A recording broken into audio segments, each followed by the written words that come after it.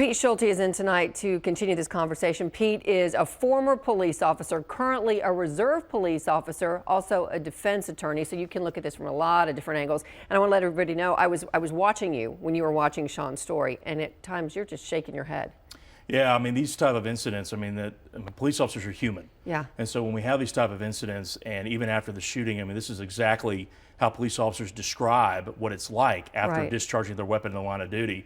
And I was getting chills up and down my spine watching that. I mean, that was a very graphic video, but it's the sign of the times. I mean, these are the body cams that we want, that we like to see this kind of stuff. And it's giving people insight into what these officers go through on a daily basis. So what we want to do is kind of take a look at a couple of key moments during this video. We're going to start with the pat down. So let's kind of roll the video from there. This is the pat down.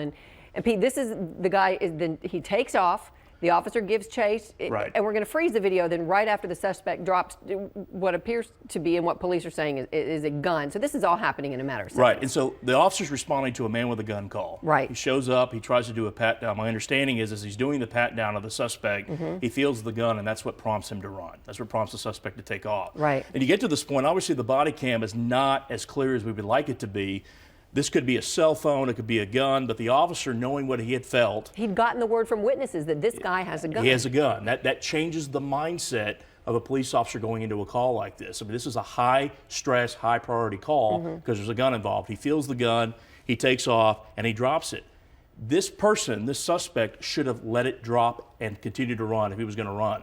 What got this situation out of hand, which led to the officer to fire his weapon, was when he was picking up the gun. All right, so then let's pick up the video then from that point. We're going to show it to you in slow motion, so we're going to back it up a bit right before the first drop of what police say is a gun. Drops it, picks it up, drops it, picks it up. Right, and then you see the turn. That he appears to, well, he doesn't appear, he is turning toward the police officer, and then you see the gun raised. And here, right here, the split-second decision. And we evaluate police officers, I've said many times before here when we're looking at police shootings, is what did the officer know at the time the gun was fired? He knew there was a gun. He knew the individual wasn't putting it down. I know some people have asked, well, why didn't he yell at him to drop the gun? None of that in this totality of the circumstances matters. There was a threat. He has picked up the gun twice. He's now making a move. We don't have to wait for the gun to be pointed at the officer for the officer to use deadly force. That's a split. This is a classic split-second decision. But let me tell you, before we slow it down, before people see it slowed down, when people see a guy get shot, a guy who's running away from police. So once the officer, though, makes that decision that I've got to shoot, you can't back off that That's quick, correct. Right? I mean, once he's made the decision, he's firing the gun. A lot of people say, well, he fired 5 times. So it was very quick. Yeah. They shoot to eliminate the threat. Police officers don't just shoot once. There was a gun involved. Until the guy went down on the last shot, that's when he stopped shooting.